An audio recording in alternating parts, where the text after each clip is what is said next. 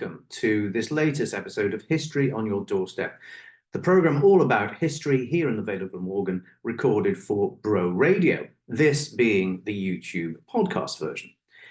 In the last month, several significant archaeological finds right here in the Vale of Glamorgan have been making headline news. The BBC TV programme Digging for Britain has helped publicise these amazing discoveries to a global audience, and they centre around an incredible discovery at Fonmon Castle of a 5th and 6th century cemetery with other activities clearly going on. Now, to put that into some wider historical context, the period of history we're talking about here is when King Arthur was knocking around, because these are what is commonly described as the Dark Ages, a period of history that we know very little about. So I took the opportunity to catch up with Dr. Andy Seaman, who is the archaeologist project managing these digs and the research that's going on behind them. And I started by asking him, what was it that made him look in Fonmon in the first place? Okay, well, the background to the project started during the pandemic. And I was approached, I had an email from a gentleman called Chris Lee, who volunteers at the castle, asking if I would be interested in doing some archaeology on the site, potentially involving some students. Just as a sort of, inquiry, really. So I had a look. It's a site which I knew of previously, but didn't know very well.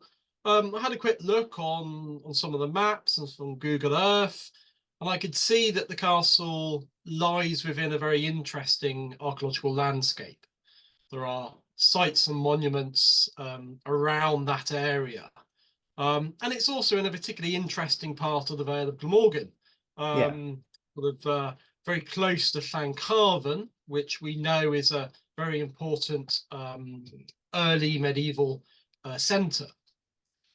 So I sort of, on the back of this invitation, myself and a small team of students spent a couple of weeks in the summer of 2021 undertaking what we call geophysical survey, which is a sort of non-intrusive way of scanning the ground to try to see what's maybe buried below the surface. Really just as an exercise to see what was there, to try to see, because obviously we know a lot about Fonmon Castle. It's still there, it's upstanding, but that's just one point within a wider space, and we're interested in the sort of wider landscape. So we did this survey, and that revealed around 7 archaeological sites. Oh, wow. Lying undiscovered within the grounds of the castle. So that was very interesting. We had sort of 1 or 2 of those we had seen through sort of aerial photography in the past, but we'd never really seen them in detail. And they are a series of sort of enclosures and things like that, and we don't really have any idea as to what date they are or what was their function and significance. So we followed the geophysical survey up with what we call a program of archaeological evaluation. This is just very small scale excavation, just really to test that, well, first of all, are what we call geophysical anomalies real? Are they actually archaeological as opposed to created by geology or something like that? And then to get a sense as to how well preserved they are under the ground, and whether it's possible to recover any dating evidence or evidence related to their use and function. So we started that in 2022. I came back again with a team of students to undertake an evaluation of 3 of the sort of 7 sites that we had identified. And one of those sites, which we had entirely anticipated to be probably a sort of prehistoric settlement enclosure. Oh, right. Yeah. Looking at the size and the shape of it.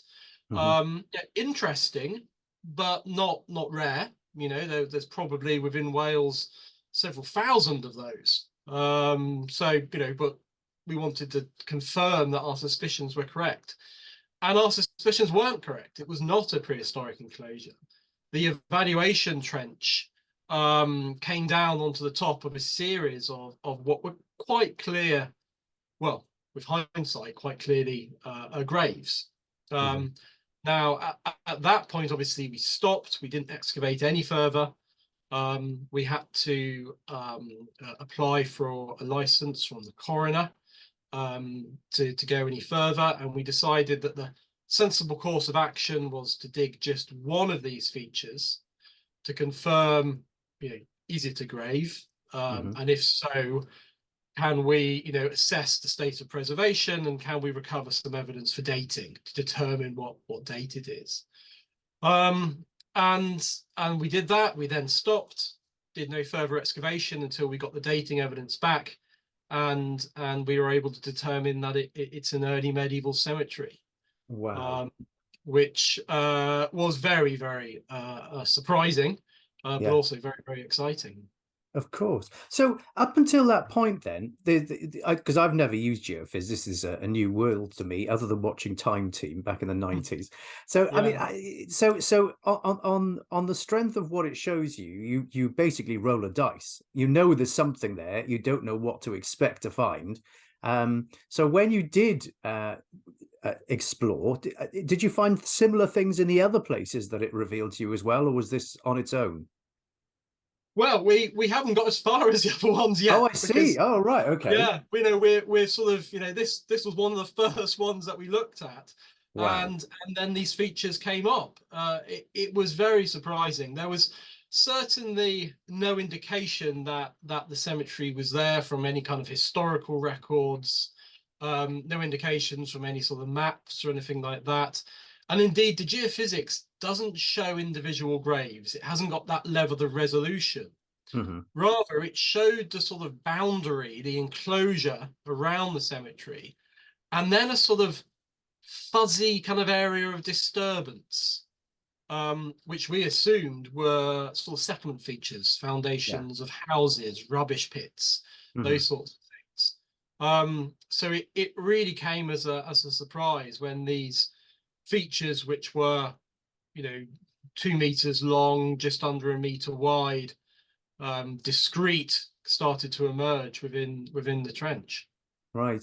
So give us a flavour of what sort of things, for the benefit of people who might not have seen the Digging for Britain episode that went out quite recently, what sort of things did you find there? Well, after the 2022 evaluation excavation, we then designed a bigger programme of research, which will run now for the next 4 years, to really explore this cemetery at length, at scale. And we're doing that because the site is on agricultural land. It is degrading over time, and there's no provision to ensure preservation in situ. But also because of the real research potential of this site. Sites of this period are so rare in Wales, particularly sites with good preservation. So it's not often we get an opportunity to explore a site like this and tell the story of the individuals, and indeed the entire community who used this site around 1500 years ago. So what we did in 2023, so last summer, August, September, was we stripped an area of about 50% of the cemetery, and then started to excavate the features which we encountered within that trench, which was around 18 graves, as well as associated features, including a hearth, potentially associated with metalworking, some pits and post holes. And then also we were able to sample the deposits within the ditch that enclosed the cemetery. And that's great for archaeologists because that's full of rubbish, and that's what we, that's how we tell our stories. So we're able to get a lot of material from the site, which at the moment we're working our way through, doing the analysis, and starting to be able to see what's going on and how important it all is. And is all But this material from the same sort of period, or is it from successive periods that use the same site? that's a good question. As far as we can tell, it's all largely contemporary. Oh, wow. And that's one of the quite surprising things here. Mm. Yes, we have cemetery and burials and things like that, but we've also recovered a lot of animal bone, butchered Mhm. and cut animal bone, some of it burnt. We've recovered slag from smithing, the manufacture of iron tools. We've also recovered fragments of broken glass drinking vessels, Mhm. which are contemporary, as far as we can tell, with the burials. So it's not that it's just a cemetery. There's a lot of very interesting activity Yeah. happening in and around the cemetery space.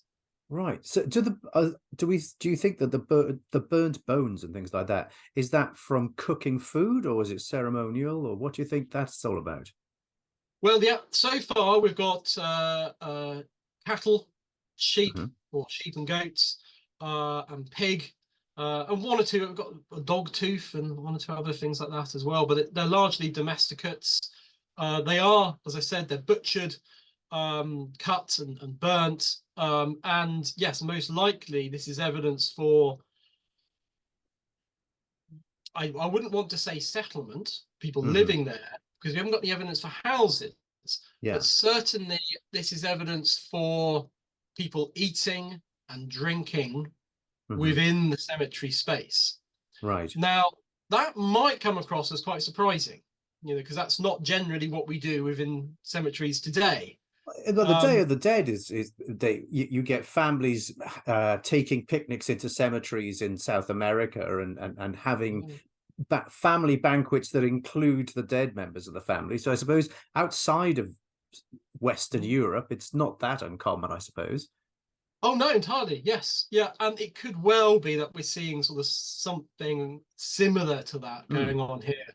Um, so whether that be something like graveside feasting, so Yeah. sort of early Christian practices of going back to the burial place to celebrate the dead and commemorate the dead, or whether it's because the cemetery is being used not only as a place of burial, Mhm. but as a place for communities to come and to to undertake business, to do things, Well, yeah, if to you've got metal yeah, work and things going on as well, I yeah, mean, that is yeah, just, yeah, yeah, that's the bit that it, sounds weird. yeah. Well, in the early modern world, it's difficult to do anything without knocking off some tools, Yeah, yeah, true. So it's common on many sides. But we know from contemporary Ireland, so across the Irish Sea, where there's been a lot of excavations, particularly in the 2000s and 1990s, we have sites, and they're called cemetery settlements, where Mhm. you have this interesting combination of the living and the dead in the same spaces. And we think that some of these sites are sort of being used as meeting places, Mhm. or were sometimes described as assembly sites, places where communities come to enact transactions, to Yeah, settle disputes, to arrange marriages and relationships, and doing all those sorts of things in the presence of the dead. yeah. Um, and often cemeteries are on sort of boundary locations, Mhm. and that's a good place to do those sorts of things, sort of neutral ground, as it were. Right. Um, so it's certainly not the case that this was, we're purely looking at a cemetery. It's a far more complex and interesting site than that. Yeah, sure. And I mean, you've mentioned Christianity, early Christianity. I mean, we've got 590 in our heads as a date when we officially became Christian. But at the same time, in Llantwit Major, we've got a plaque that says there was a monastery there in 508 because it was mentioned in the story of Saint Samson. So do we think this is Christian? And what's that 590 thing all about? Well, yeah, I mean that's 590 and 597 are historical dates derived from the Columbian mission to Pitland. to northern Scotland, and then St Augustine coming across to Canterbury, and they would be of sort of little relevance to us in the southwest of Britain here. We know there were Christians in late Roman Wales. Yeah. We have evidence for that at Caerwent and probably Caerleon as well. And we know that the 5th, 6th, 7th, 8th centuries, the period to which this cemetery dates to, was a period in which I think, rather than being a Christian period, they are a Christianizing period, in which the church and Christianity as a religion are becoming established. Yeah. And it's a fascinating period of change and transformation, in which communities are trying to reach accommodations between the new Christian world and then the pre-Christian world of their ancestors. And that's quite a difficult accommodation to sort of reach in societies which are sort of very much embedded in their landscapes, and in which descent and kinship are very important. But I think we're certainly seeing a Christianizing community, if not one which was Christian by this point. And do we think this is quite, I mean, from the sort of things that you've described that we found, drinking vessels and things like that, do we think this was quite a sophisticated society that we're talking about here? Oh, yes. I mean, we can dismiss any kind of notion of this period being a dark age. Yeah. That we would definitely kind of move away from that. Yeah, no, it's a period in which it's the centuries following the ending of Roman administration, during which new political and social formations are emerging, during which new religion, Christianity, is emerging, and which the Welsh language and identity is starting to emerge. So it's a period in which we see, there's no degeneration, there's just transformation. So we know in this period there is Latin literacy. It's tentatively attested, but it is. There was probably spoken Latin alongside the sort of archaic Welsh. Well, and these are also communities who were in touch with the Eastern Roman Empire, the Byzantine Empire, through trade and exchange networks. And we certainly need to, we should, again, it's not a dark age, and neither are we on some sort of Celtic fringe on the edge of Europe. This is a world which is fully a part of the wider sort of post-Roman world at this time. Yeah, because there is, I mean, it's been perpetuated for centuries that as if the minute the Romans left, they have effectively switched off the lights as they disappeared, and we all plunged into chaos and darkness. But you also said that finds from this era are rare in this part of the country. So, I mean, presumably people carried on. They didn't lose their knowledge and skills and society. So why are finds from this period so rare? Yeah, well, it's perhaps useful to think of it this way. Finds of any period are rare in the west of Britain, I suppose, and in Wales. And when you do get material, that's usually the exception. So the kind of default position should be we can't find very much, and when we do, we have to sort of explain that. So Roman archaeology is quite visible. It's got stone-built structures and lots of pottery and coinage, and you can see it. Norman period archaeology is very visible. Castles, cathedrals, rebuilding of churches and things like that. But for the most part, the archaeology of rural societies in Wales is archaeologically quite ephemeral and difficult to see. But the early medieval period is particularly difficult because it's not one when people are building houses from stone. Yeah. It's largely a world of timber and leather and wood. So it's an organic world that doesn't survive very well in the archaeological record. Mm.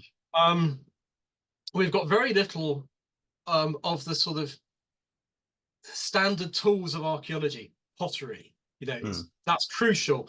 If we can, pottery doesn't rot, so we can find the pottery, we can find the sites, and we can then dig the sites.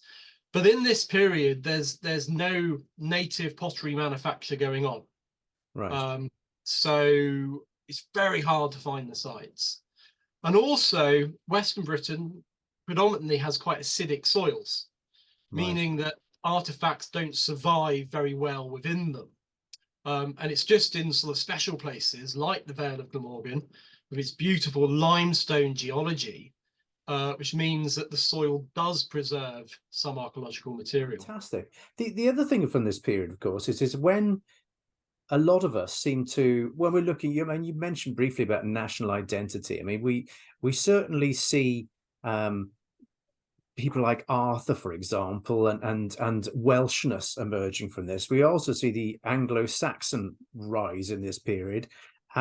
It seems that even though we know very little about this period in history, we all sort of grasp hold of it as being what defines our nationality, which sounds rather a strange. Why would you choose a period you know so little about? But it seems like we hang an awful lot off it. You've made a very good point there. Yes, and we've done that since about the 9th century. Right. So we know that from, well, the stories of Arthur start to emerge around the 8th, 9th century.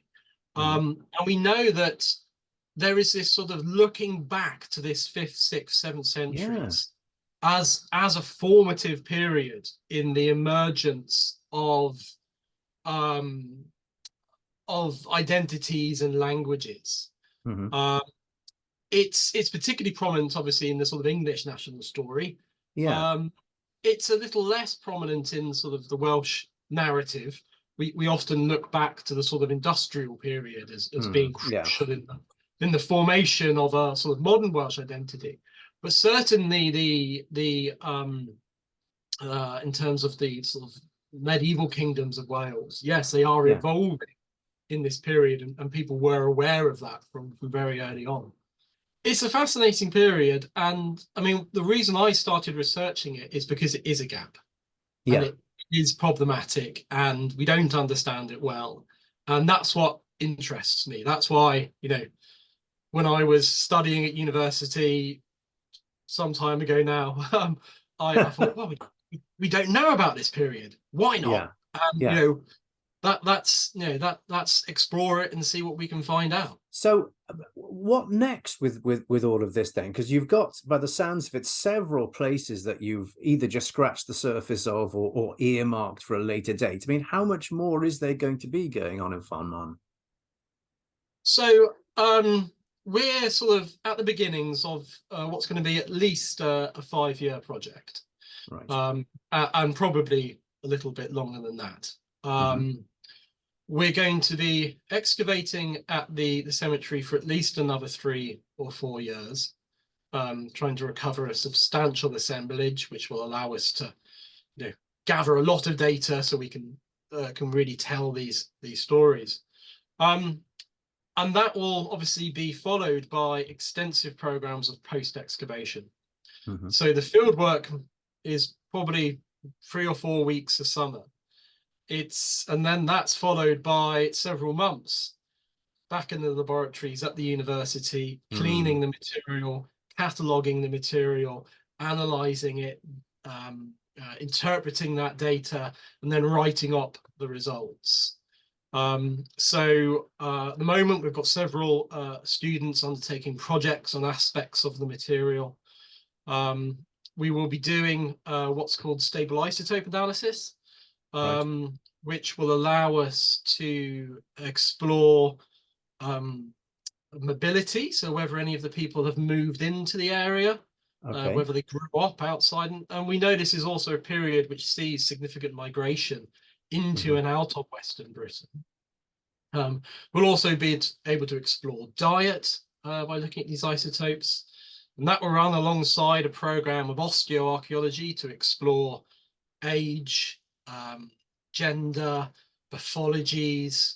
The aim will be to build up what we call an osteobiography, try to explore the lives of these peoples and see how they were living. We'll also do if the preservation is good enough, we'll do a program of ancient DNA analysis. Wow. Now, this is a very, very new technique. We Yeah. weren't able to do this 10 years ago. It's only really been in the last decade that this technology has become available. And it's very rarely been done in a Welsh context. Many of the contemporary Anglo-Saxon cemeteries have had this analysis done, but there's a big gap on the map for Wales. So we're going to do this analysis. This will be in collaboration with colleagues at the Max Planck Institute, and this will be able to tell us, well, a couple of things, but we'll be able to look at the sort of population history of this community, where their genetic ancestry lies, which is really interesting for the sort of big picture of the transformation of Britain and Europe at this time. But then we'll also be able to look at the much finer resolution picture, the relationships within the cemetery.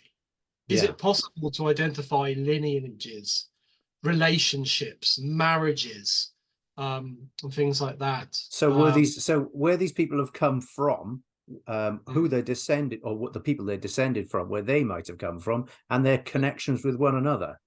Yes, exactly. Wow. Yes. And I suppose from that, any of us that might be descended from it would map into things like that. That's extraordinary. Yeah, it's a great opportunity. And it's just come at a fantastic time. Had we dug this site 15 years ago, we wouldn't be able to do all the things that we can do now. And had we not discovered it, it may not be there in the future. So it's come at a good time, and our challenge is to do justice to everything and do as much research and analysis as we can do. And to do that in a way which is sensitive to the remains and treating them with respect and dignity, but also undertaking this research to be able to tell the stories of these people. Fantastic. Well, look, it has been an absolute privilege to talk to you tonight about this, and I'm so grateful for you for joining me. Dr. Andy Seaman, thank you very much. You're very welcome.